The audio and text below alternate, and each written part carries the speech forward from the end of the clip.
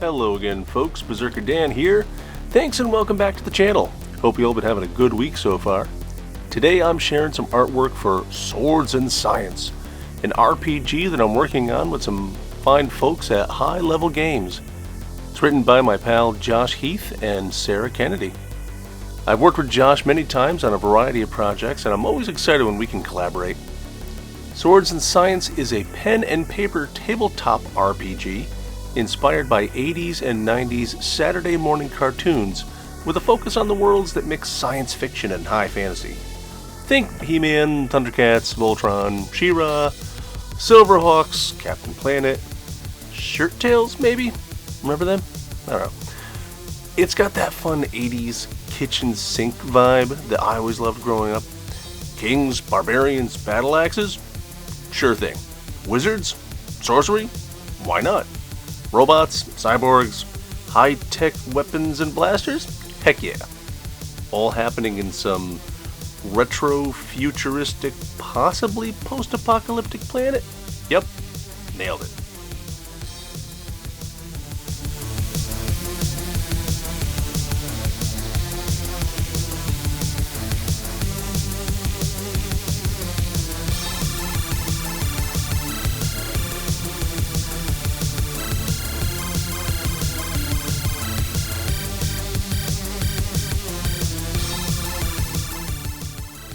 This art is specifically from the prequel Ashcan zine that was put together with the idea of debuting at some game conventions this year and drumming up some interest.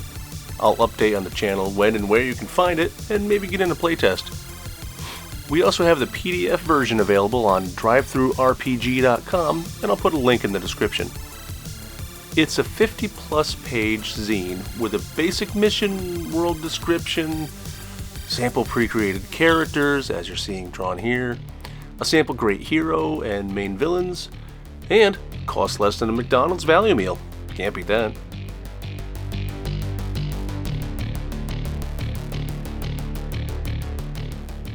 The game itself runs on the Great Hero system, which is a D6 system designed to simulate the stories in He-Man and She-Ra.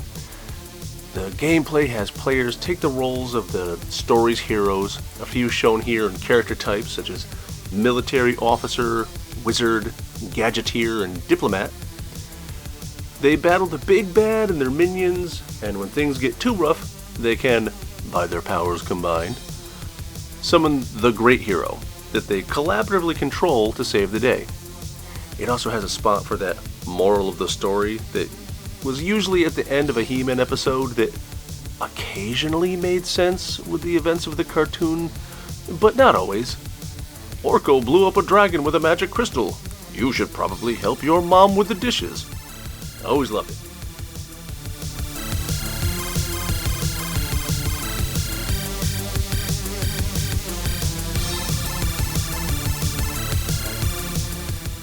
The game is adaptable to be played at a base level of intensity more akin to those morning cartoons, but it can be altered to be a bit more kid-friendly, or conversely amped up the intensity for a more mature reflection of the material. Honestly, I would love to make a Battle Snorks companion expansion.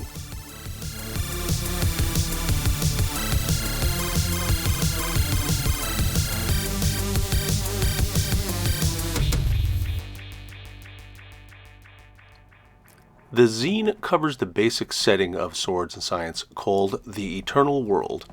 The world revolves around the heroic kingdom of Forevermos, and a number of other empires, allies, and enemies. The zine explains how players can create their own heroes in Great Hero, as well as the main villain and their evil, kooky minions. Honestly, I always loved the minions in these shows. The naming conventions were always brilliant. It was just the first pass dumbest pun you could possibly think of. He's a skunk? Stink or? He's a rock guy? Rock or? Totally just love it. Just nailed it. Okay, so here's the sample great hero for the zine. The Giant of Evermos. Made exclusively for this prequel, It's an ancient giant warrior who was devoured by a monstrous plant and then revived by her cyber mage via arcane science, only to find out that the giant had merged with the plant and now seeks to protect the realm. He's a big heroic wrecking ball that the players can call forth when things get out of hand with the bad guys. I love characters like this that look like the earth is rising up to defend itself. Kind of a less than jolly green giant. I kind of like to think of him like a huge angry Lorax. I am the Lorax, I speak for the trees.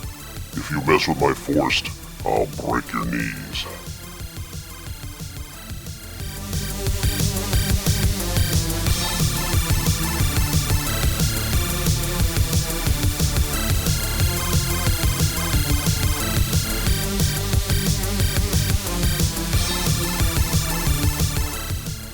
And that takes us to the villain, the Queen of Weeds.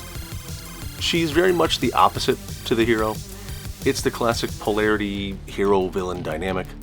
Life versus death, growth versus decay.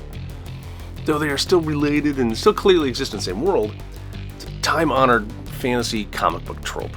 I like to think of her summoning up dry vines and making things rot just by looking at them. Also, totally hearing Eartha Kitt's voice here.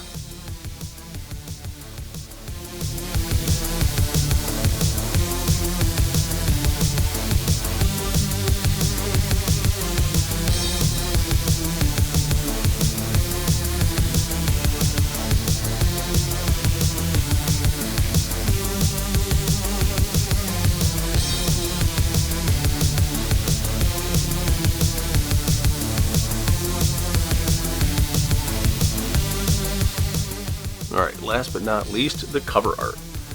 I made sure to channel all the crazy 80s cartoon heavy metal influences here. I mean, who doesn't love a screaming skull with horns and a samurai helmet and diesel engine parts coming out of their face?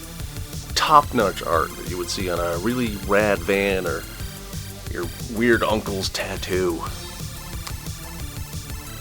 Alright, well this zine was a lot of fun to do, and we're currently working on the full core book and social media presence. Once we get the details for a likely Kickstarter launch, I'll announce it here on the channel. I feel like this project has a lot of potential to grow and really become something. I'm planning to share more concept art, and I'll be updating here and on my Instagram, Facebook as well as we get further along. Fingers crossed we may have a Discord and get a real Swords and Science community going. That's it for now. Y'all have a good one. See you next time. Laters.